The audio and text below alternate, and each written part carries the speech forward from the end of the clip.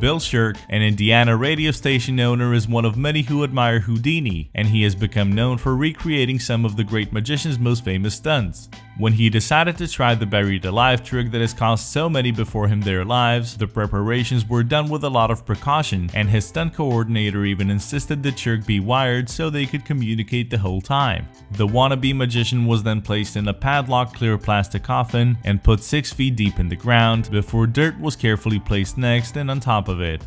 The assistants then proceeded to pour 14,000 pounds of cement into the pit, and it seemed like everything was going according to plan until the weight of the cement suddenly crushed the coffin. Luckily, there was an emergency plan that saw a new pit being dug next to the first one in order to allow the cement and its weight to be spread out. Stunt coordinator Bill Hoffman then jumped into the original hole to carefully dig further and tried to recover Shirk. It didn't take him too long, and the amateur magician was rushed to the hospital and was fortunate enough to have survived. There he is, ladies and gentlemen, Bill Wild and crazy, the amazing Bill.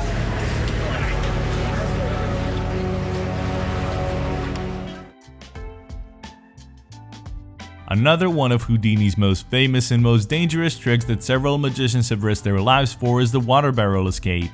For the trick, the magician is shackled and placed in a box filled with water and closed by locks. Spencer Horseman is one of the many magicians who have attempted to pull this trick off, and he has done so several times, not always with the greatest success, partly due to his asthma. He apparently fainted underwater during a rehearsal and had to be pulled out by his crew, who were carefully observing him. However, this failed attempt didn't stop him from trying again a few months later, but it ended similarly when his assistants had to pull him out after 3 minutes because he had lost consciousness and almost drowned. The last 2 bars here, it looks like he's struggling a little bit. We're trying to help him. We're trying to help him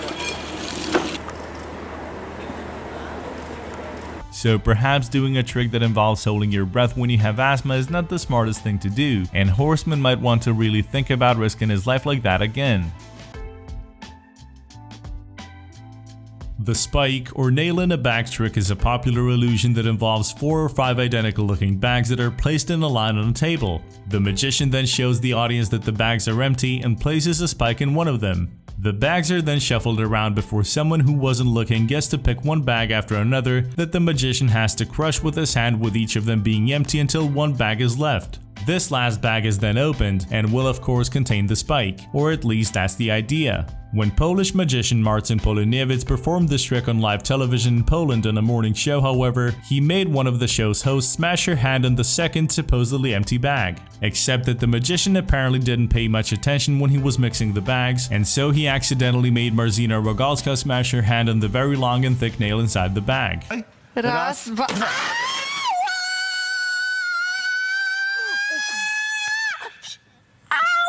Kurwa, przepraszam.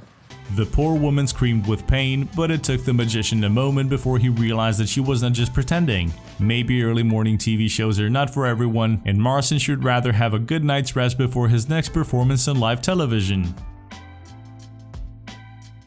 UK escape artist and magician Shahid Malik is the holder of 3 world records for escapology, but that doesn't mean his tricks always go as planned. When he performed his bonfire escape in front of 40,000 people in a camera in 1975, Malik crashed and literally burned. After being tied to a stake, the magician had hay bales stacked up 6 feet high all around him that were then set on fire. However, the magician needed 32 seconds to get out of his fiery prison, which was a lot longer than he had expected. According to Malik, the heat was more intense than words could describe, and after the scared escape artist had finally freed himself from the stake, he jumped through the flames and rolled over and over in order to put the flames out, as he was on fire. Malik suffered 2nd and 3rd degree burns to his back, arms and face, and spent 3 weeks in intensive care. Everybody knows that sword swallowing is a real deal, as there are no illusions involved in performing the trick. Rather than trying to deceive the audience, the magician performing the sword swallowing relies solely on his own skills. Obviously, things can go really bad in a matter of seconds. That's exactly what happened to Hannibal Hilmurdo back in 2012 when he was performing in the Circus of Horrors show in the UK. After swallowing several different swords, for his last trick of the night, Hilmurdo decided to swallow a neon sword, which was basically a battery-powered neon light bulb. The reason why swallowing it is incredibly dangerous is that it's made of glass, and obviously if something went wrong, the performer would end up with shards of broken glass inside his body. During his act, Gilberto accidentally ruptured his windpipe, making a 4-inch hole in it. However, instead of calling it all off, Gilberto actually went ahead and finished his act before collapsing backstage. In the meantime, blood from the wound has filled his lungs, but the doctors successfully managed to drain it. In the end, it took Gilberto 5 weeks to recover, and only 9 months after almost dying in the act, he returned to performing. American magician, illusionist, and endurance artist David Blaine stayed in an 8-foot human aquarium for 7 days in 2016 before attempting to break the world record and hold his breath for longer than 8 minutes and 58 seconds, as well as freeing himself from the chains around his wrists and ankles. After 6 minutes without oxygen, he was obviously struggling but didn't seem ready to give up yet. While the magician was trying to take off his chains, one could see his body desperately trying to catch a breath. At this point, I had no idea how long I held my breath for. Doing good and fighting his fatigue Free of the handcuffs. We have a little bit of air in you guys. And after 7 minutes and 10 seconds, his crew decided to stop the act and save Blaine before he drowned. Divers jumped into the giant glass bowl, freeing him before pushing him towards the rest of the crew, who pulled out a pretty blue and shaky David Blaine.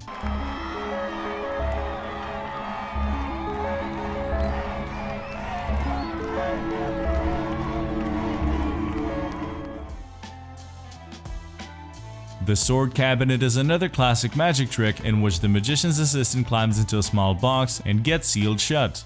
The magician pierces the box with numerous swords through every possible angle, which leaves little to no room for the assistant to hide, but he or she manages to get out of the box unscathed. While the trick relies on very calculated sword thrusts as well as a contortionist assistant, it still bears a huge amount of risk if it isn't done properly. There have been many injuries throughout the years, and the most notable example is Princess Tenko, a Japanese performer. During one of her performances, Tenko climbed into the box and would be pierced with 10 swords if she didn't make it out in time. Unfortunately, she didn't, and the swords broke her cheekbone along with several ribs. Much to everyone's surprise, the princess actually finished her performance before seeking medical attention.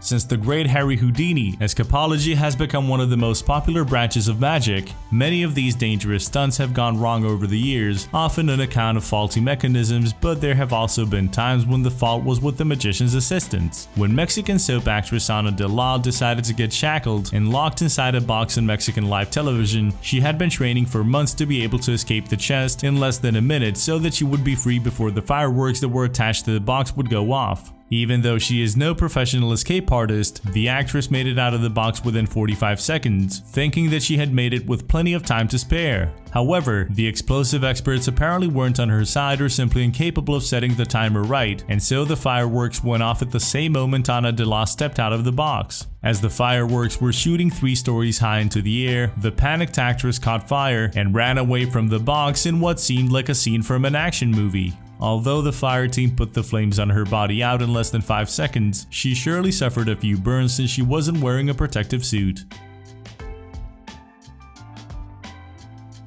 Many magicians have attempted to copy Houdini's signature trick, the water barrel escape, that he introduced in St. Louis in 1908. During this dangerous trick, the magician has to escape from inside a barrel or the like filled with water. In order to pay homage to Houdini, who had died 4 years earlier, magician Royden Joseph Gilbert Raisin de la Ginesta attempted to perform the trick. After he was placed in a milk can filled with water, the container was locked with 6 locks and the keys were given to different people in the audience. However, no one had noticed that the milk can had been damaged during the transport, which made it impossible for the magician to escape. When the assistants realized that things were not going according to plan, they tried to free Ginesta, but unfortunately, it took them too long to find the right keys for the locks and the magician drowned. Thank you for checking this video out, and don't forget to smash that like button and also subscribe for new videos every day. Turn that bell notification on and comment down below that you subscribed, and we'll make sure to reply and thank as many of you as we possibly can. Once again, thank you for watching and see you next time.